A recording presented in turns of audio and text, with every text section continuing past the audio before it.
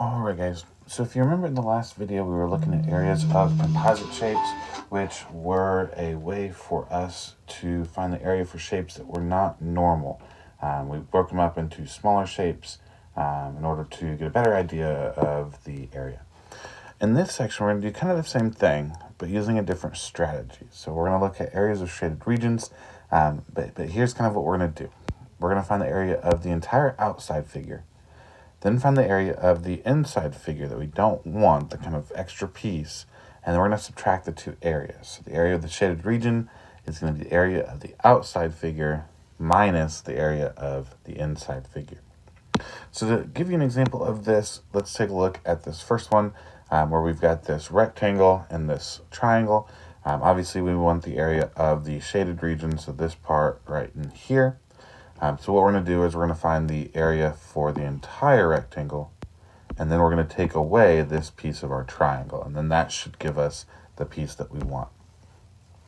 Okay, so to start off with, the area for our rectangle is equal to length multiplied by width. We're going to let the length be 14, the width be 26. So the area for our rectangle is going to be 14 multiplied by 26. And that's going to tell us that the area for the entire rectangle is 364. Now remember, we don't want the entire area because we don't want that part with the triangle. So let's go ahead and find the area of the triangle so we can subtract it. Now for the triangle, we've got our area equal to 1/2 base multiplied by height. Now the base we need to look at as being this 26, and if you're wondering, since it's a rectangle, if this side is 26, then this side also has to be 26. So our base is 26, and then our height is going to be this 11. So we're going to take 1/2 multiplied by 26 multiplied by 11, and that's going to tell us that the area for our triangle is going to be 143. So then if we want to find the area for just the shaded part, then what we're going to do is we're going to take our 364 for the entire rectangle minus the 143, which was for our square. And that's going to tell us that the area for that shaded region, that kind of odd looking shape there, is going to be 221. And then remember, our label is centimeters, so we'll call that centimeters squared.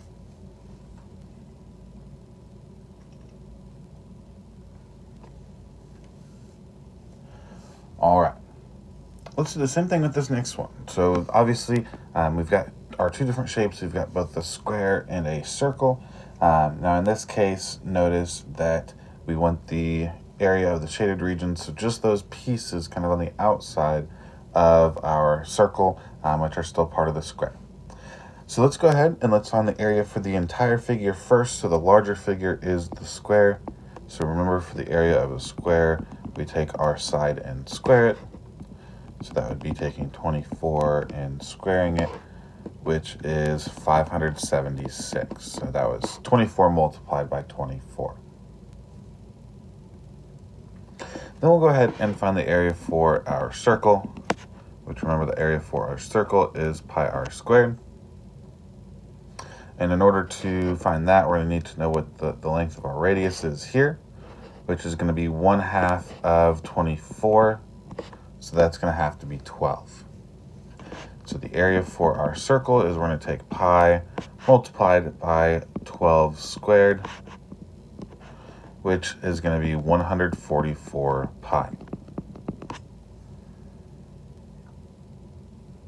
And then when we want to find the entire area, so just the part for our shaded region, we're going to take the total area, which was 576, minus our area for our circle, which is 144 pi. And then if you want to leave it as an exact answer, that's actually how you have to leave it. The only other thing you could do would be to switch the order of those and say negative 144 pi plus 576. So you could do that instead, but either one of those would be your exact answer. Now, if you wanted to get a decimal approximation and wanted to know about how large that area was, obviously you can put that in a calculator, and you're going to find out that that is going to be approximately 123.6. And then just don't forget your label. We had feet, so that's going to be feet squared.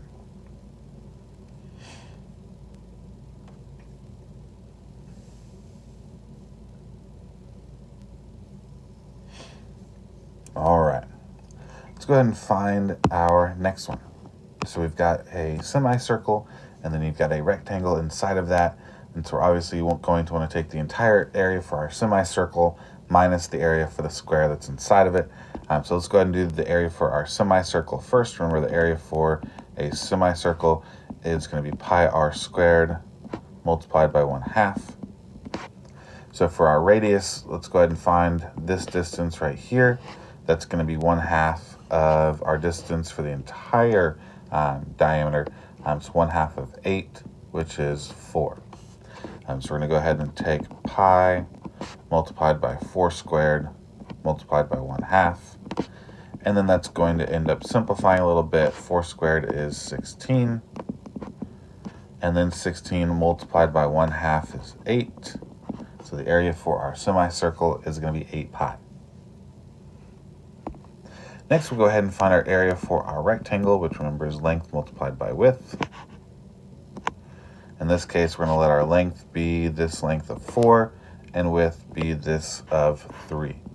So then the area for our rectangle is going to be to take 4 multiplied by 3, and 4 multiplied by 3 is 12.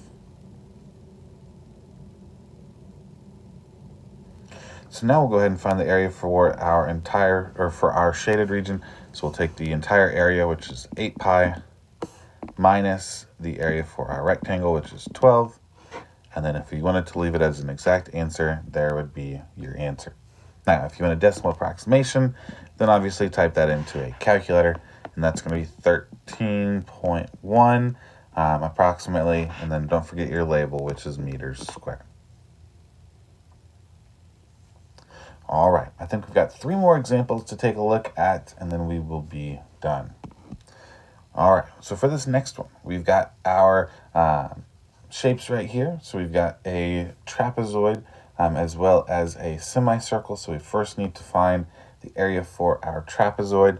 In order to do that, we need to find our height, because remember, for area of a trapezoid, you take base 1 plus base 2 over 2, and then multiply that by your height. And so we already have base 1, we'll let that be the 37. We already have base 2, we'll let that be the 22. And so really what we are missing is we need our height, so we need this distance right here. In order to find that, we're going to have to actually do a little bit of Pythagorean theorem. So notice that when we draw that line down, we create a right triangle over here to the right, where we've got this length of 25 as the hypotenuse, and then we've got this length right here that we can find by taking 37 minus 22, which is 15. And so really what we want to do is set up Pythagorean theorem. So remember that is a squared plus b squared is equal to c squared.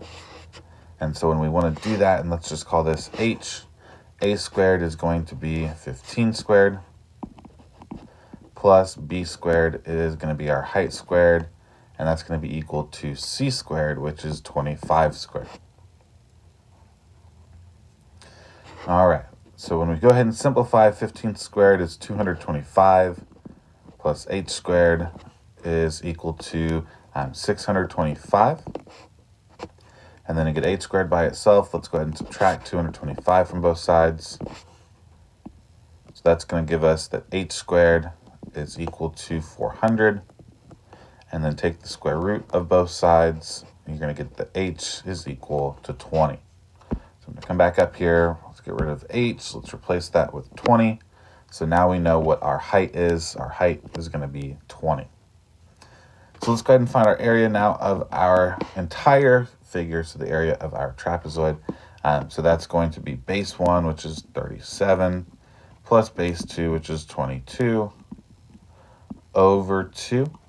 And then multiply that by the height that we just found, so multiply that by 20. And I would recommend just putting that into a calculator. like the Desmos calculator that I showed you in class the other day. And when you do that, you're going to end up with an area for the trapezoid of 590. All right. Now we also need to find the area for the inside shape, so that would be for the semicircle. So remember, for the semicircle, your area is equal to 1/2 pi r squared, where our radius, this distance right here, is going to be half of our distance of 20. So that tells us that our radius is going to be 10. So we're going to go ahead and put that into our formula. So 1/2 multiplied by pi multiplied by 10 squared. And 10 squared is 100. So 1/2 pi multiplied by 100. And 1/2 of 100 is 50. So the area for our semicircle is going to be 50 pi. So now to find our total area, or to find our area for our shaded region, we're going to take our total area of 590 minus the area for our semicircle, so minus 50 pi. And if you want to leave it as an exact answer, there you have it. Again, you can also switch it around so that the pi term comes first, so negative 50 pi plus 590. Or you could also just type it in a calculator to get your approximation. It ends up being about 432.9 inches squared. So don't forget your label there as well.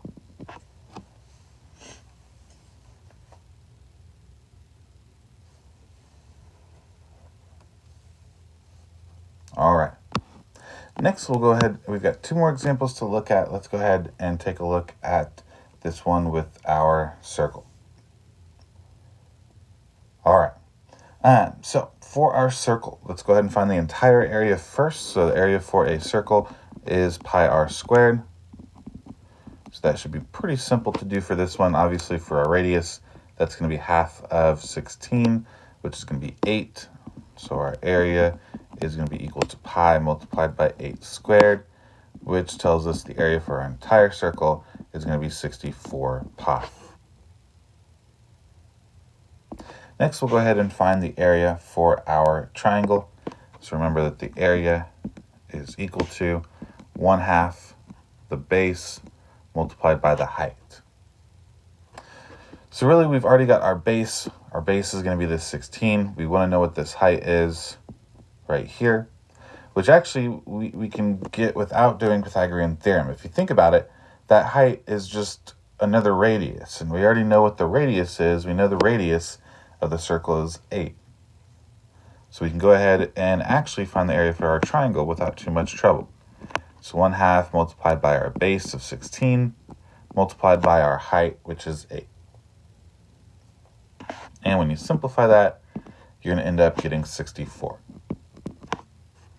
So then our area for our shaded region is we're going to take our total area of 64 pi minus our area for our triangle, so minus 64. And then if you want to put that as a decimal, that's going to be 137.1 meters squared. All right, one last example. Let's go ahead and take a look at it here. So obviously we've got a square, and then we've got the shaded region that we want, which is the kind of T-shaped figure in the middle. So we're going to go ahead and find our total area first. So that's going to be the area for our square, which remember is equal to side squared. So let's go ahead and figure out what the length of one side is. So if you add 5 plus 4 plus 5, that adds to be 14. So there's the length of one of our sides. So the area for our square is going to be equal to 14 squared, which is 196. Okay, so then let's do this. For the area for our other shapes, let's just go ahead and find the area for one of these, and then we can just multiply it by 4 to be able to get the area for all 4. So the area for that first one is also a square. We're going to take our side and square it.